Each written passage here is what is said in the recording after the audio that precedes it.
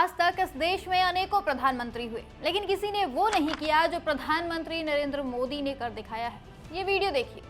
महामानव ने सोमनाथ के नाम पर खुद की शोभा यात्रा सजा ली। कार में खुद मौजूद है, लेकिन इन्हें लगा कि शायद इससे अटेंशन कम मिलेगा, तो अपनी 4 फोटो भी चारों तरफ टंगवा दी। फिर ये भी कम लग रहा था तो एक डमरू लिए और लगे बजाने। इसके बाद कार के चारों तरफ चलने के लिए कुछ लोगों को भी बुलवा लिया। लुक अच्छा आता है इससे।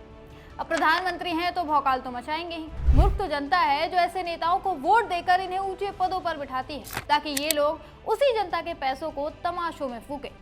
अंग्रेजी में एक कहावत है, elect a clown expect a circus, यानी कि अगर आपने एक जोकर को चुना है तो तमाशा तो देखने को मिलेगा ही। कुछ वैसा ही हाल इस देश का हो गया है। रोड शो के नाम पर खुद की शोभा यात्रा निकाली जाती है। द्विपक्षीय वार्ता के लिए जब दूसरे देश से कोई नेता आए तो उसके साथ पतंग उड़ाया जाता है।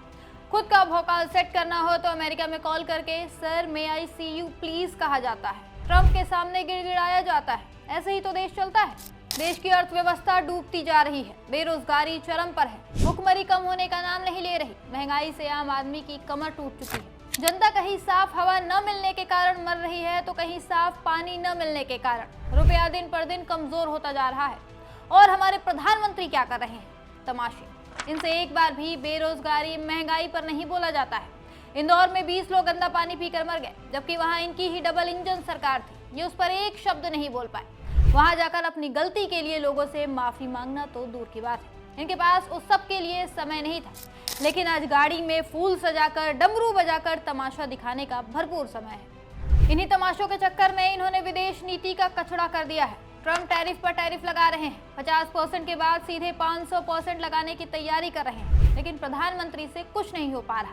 बार बार ट्रंप बेइज्जत कर रहे हैं, पलटकर जवाब देना तो दूर, ये मुंह खोलने की भी हिम्मत नहीं कर पा रहे। ट्रंप तो ट्रंप, चीन से भी अलग ही यारी निभा रहे हैं महामानव। याद होगा आपको, पाकिस्तान के साथ जब युद्ध हो रहा था तब चीन ने खुलकर हमारे दुश्मन का साथ दिया था। ऑपरेशन सिंदूर के वक्त चीन ने पाकिस्तान को इलेक्ट्रॉनिक सर्विलांस और इंटेलिजेंस में मदद की थी। मतलब भारत के मिसाइल और एयरक्राफ्ट की हर हरकत की जानकारी चीन पाकिस्तान को दे रहा था।